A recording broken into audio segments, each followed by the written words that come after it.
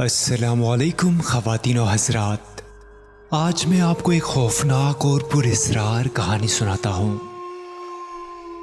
مہوش کتاب میں آنکھیں گڑائے پڑھنے میں اتنی مصروف تھی کہ اسے اندازہ تک نہیں ہوا لائبریری خالی کرنے کا وقت کب کا ختم ہو چکا تھا۔ وہ کافی دنوں سے اپنا ایک پراسرار ناول ختم کرنے کی کوشش کر رہی تھی، لیکن اس کا مزہ بڑھتا ہی جا رہا تھا۔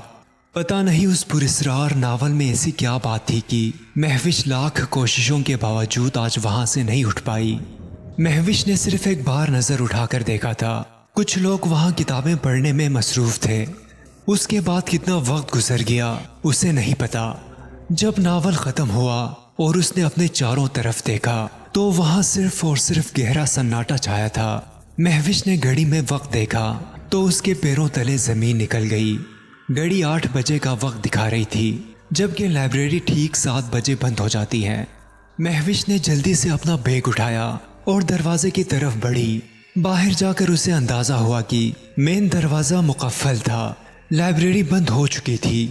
لیکن سر نے مجھے بتایا تک نہیں، یہ کیسے ہو سکتا ہے کہ وہ مجھے اکیلے یہاں بند کر کے چلے گئے؟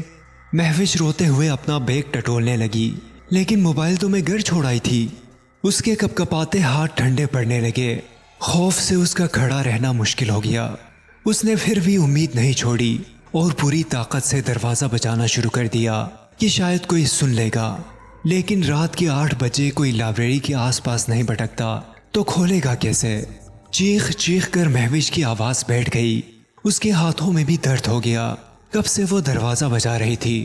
اس نے ڈرتے ہوئے ایک نظر چاروں طرف دوڑائی، جہاں کالا گہرا اندھیرا اور سکوت چھایا تھا، ہر طرف ہو کا عالم تھا۔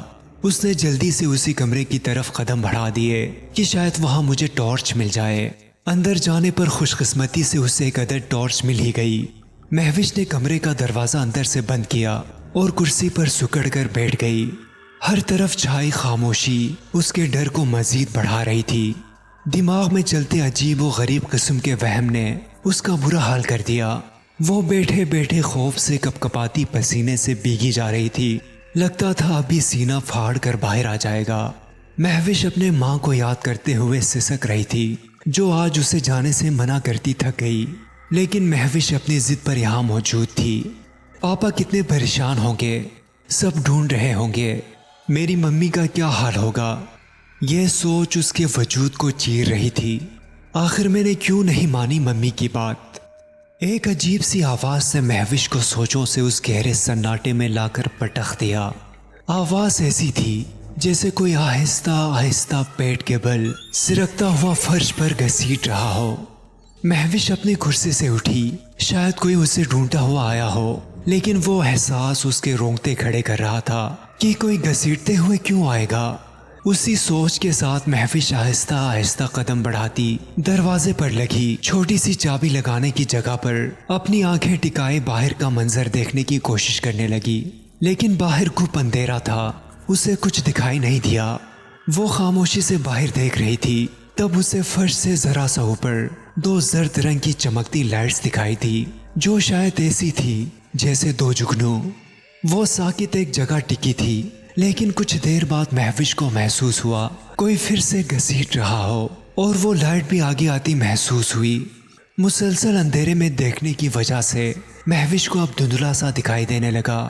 جب اسے غور کیا تو کوئی انسان نما چیز فرش پر سڑکتی آگے بڑھ رہی تھی، اور وہ کوئی لائٹ نہیں بلکہ اس کی 2 چمکتی ہوئی آنکھیں تھیں۔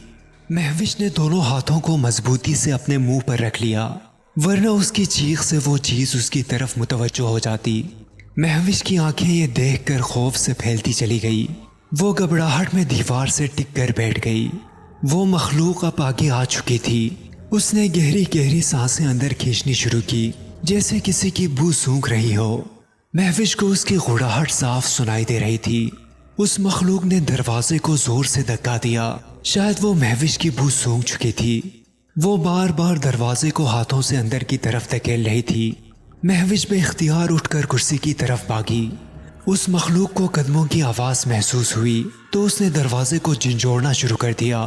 اسی کے ساتھ اس کی گڑگڑاہٹ بھی تیز ہوتی گئی۔ وہ وحشیانہ انداز میں دروازے کو پیٹ رہی تھی۔ اسے پتہ چل گیا اندر کوئی وجود موجود ہے۔ महविश डर के किताबों की साइड वाली खाली जगह छुप गई, लेकिन वो इंतहाई खौफजदा थी। वो चीज अब बाकायदा दरवाजे तोड़ देने के दर पर थी और वो कामयाब हो गई। वो मखलूक तेजी से कमरे में महविश को ढूंढ रही थी। घसीटते हुए वो इधर उधर गुर्रा रही थी, जैसे उसे सब्र ना हो और वो महविश तक पहुंच जाए। महविश सर घुटनों में दिए बेहिस्सो हरकत सुकड़ कर बैठी थी। अंधेरे में वो चीज ढूंढ ढूंढ कर रुक गई और एक जोरदार चीख मारी, इतनी तेज कि महविश का जिस्म लरजने लगा। उसकी चीख से लगता था वो अपने शिकार को खो चुकी है। काफी देर गुजर गई, हर तरफ खामोशी थी। महविश ने घुटनों में रखा सर हल्का सा उठाया, सामने कोई मौजूद नहीं था। उसने सुख का सांस लिया और हल्के से उठी। तभी उसके सर पर गीला सा कुछ टपकने लगा। उसने हाथ लगा कर देखा तो चिपचिपी सी कोई गीली चीज थी। उसने बेख्तियार ऊपर देखा तो दो चमकती आंखें उसे शेल्फ के ऊपर दिखाई दी, जो उसे ही घूर रही थी। उसकी आंखों की रोशनी में उसका चेहरा महविश को नजर आया। चेहरा क्या था? गोश्त का लोथरा लटका था, जिससे खून टपक टपक कर अब महविश के सर को भिगो रहा था। महविश को अपने पैर महसूस ही ना हुए। वो भाग ना सकी। उस मखलूक ने महविश के ऊपर छलांग लगा दी। वो मखलूक उसे बालों से पकड़कर घसीटती हुई कमरे से बाहर ले गई। उसके नाखून महविश के सर में गड़े हुए थे और महविश की चीखों से सारा कमरा गूंज रहा था। वो मखलूक उसे कमरे से बाहर ले जाकर बुरी तरह जमीन पर पटक रही थी। उसका जिस्म खून से तर था, लेकिन वो मखलूक उसे उठा उठा कर दीवार पर बुरी तरह मार रही थी। महविश का सर टुकड़ों में बट गया। दीवार और फर्श पर खून ही खून था। दूर दूर तक खून के छींटे फैले थे। महविश मर चुकी थी। वो मखलूक उसका जिस्म झंझोड़ कर खाती गुर्रा रही थी। पूरी रात मौत का राज रहा और फिर सुबह के 11 बजे वहां पुलिस की बारी नफरी मौजूद थी। सब उस मंजर से खौफजदा थे। कुछ लोग बाहर उल्टियां करते दिखाई दिए। महविश के बैग से पता चला था कि ये लोथड़े उसके हैं। उसकी माँ बेहोश थी, जिसे अब अस्पताल मुंतकिल किया जा रहा था। बाप की हालत भी गैर थी। बाहर एंकर्स और न्यूज़ रिपोर्ट करने वालों का हुजूम था। हर तरफ शोर हो रही थी। किसी को इजाज़त नहीं थी वो अंदर जा सके। वहाँ पर कोई सबूत नहीं था। लाइब्रेरी को लॉक लगा दिया गया। जो तस्वीरें खींची गई थी वो बिल्कुल ब्लर थी। हर तस्वीर में बस अंधेरा दिखाई दे रहा था। सारे फोटोग्राफर सर जोड़े हैरत में मुब्तला थे। जिसने तस्वीरें ली थी वो नीम पागल हो गया। पता नहीं उसने तस्वीरों में क्या देख लिया था। सारी तस्वीरें तो काली थी। ये गुत्थी सुलझ ही ना सकी और केस बंद हो गया।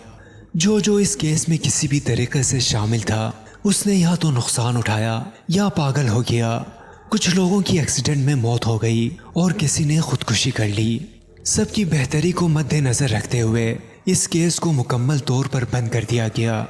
2 महीनों के बाद वहां से गुजरते हुए कुछ लोगों के सामने एक किताब आकर गिरी, जिसमें महविश की पूरी कहानी लिखी थी कि कैसे वो वहां फंस गई, कैसे उसने खौफ को महसूस किया, वो कैसे मरी। सब लिखा हुआ था। जो लोग वहां से गुजरते वो किताब सामने आकर गिरती। जैसे ही वो महविश की कहानी पढ़ लेते, किताब गायब हो जाती और सुबह उन लोगों की बिल्कुल महविश की तरह मौत होती। ये लाइब्रेरी और महविश की मौत वबाले जान बन गई थी। इस बार किसी रूहानी इल्म वाले से राब्ता किया तो उनके कहने पर लाइब्रेरी के आसपास की जगह बड़ा सा गड्ढा खोदकर वहां झाड़ियां डाल दी गई, ताकि लोग किसी सूरत वहां से गुजर ना सके। इस वक्त जाकर उस असरात से सब महफूज हुए। दोस्तों, हम उम्मीद करते हैं कि हमारी आज की वीडियो आपको पसंद आई होगी। हमारे चैनल को सब्सक्राइब करें और इस वीडियो को ज़्यादा से ज़्यादा शेयर करें और आने वाली वीडियो तक के लिए अपने मेज़बान सजील शरीफ को इजाज़त दीजिए। अल्लाह निगहबान।